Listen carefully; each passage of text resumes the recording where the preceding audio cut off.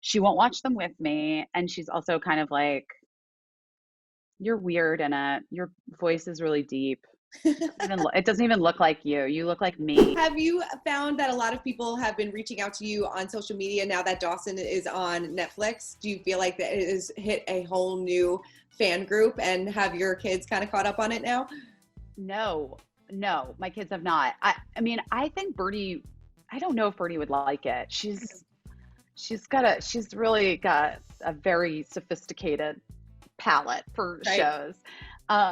But interestingly, she was at a record, like a vintage record shop, here in New York with her like babysitter wearing masks.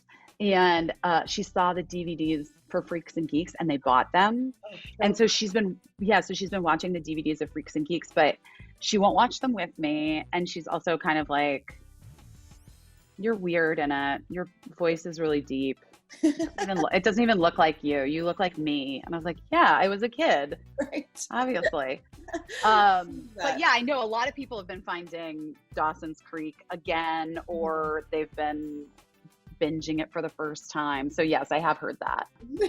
We spoke a couple months ago, and I think it was so funny. You said that quarantining with your husband has been the worst. Has it gotten any? Has it gotten any better? And how has it Well, tested your relationship? yeah, no, I mean, listen, it's hard for everybody in all ways. And I think that like it's hard for my friends who are living with like roommates, who they loved previously, but you're spending 24 hours a day, 7 days a week with them. I've been lucky enough recently to go back to work. I'm shooting a new TV series, and I will say that like having that time out of the house. Can you hear the vacuum?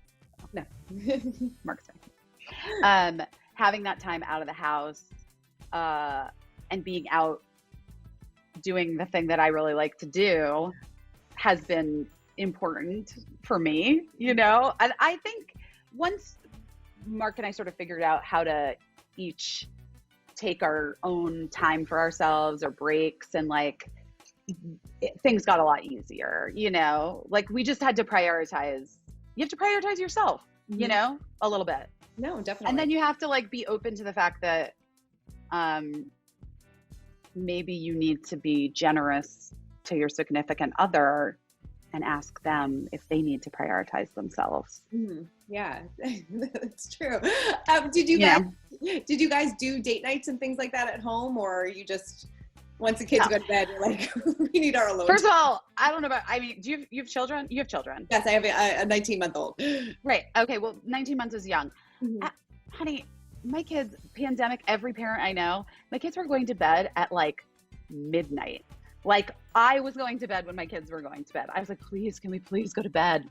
And somebody explained it to me that the kids just weren't making the same amount of natural melatonin that they would be because they're not out in the world and they're literally not getting tired. Right. Because That's true. it's not being stimulated. Yeah.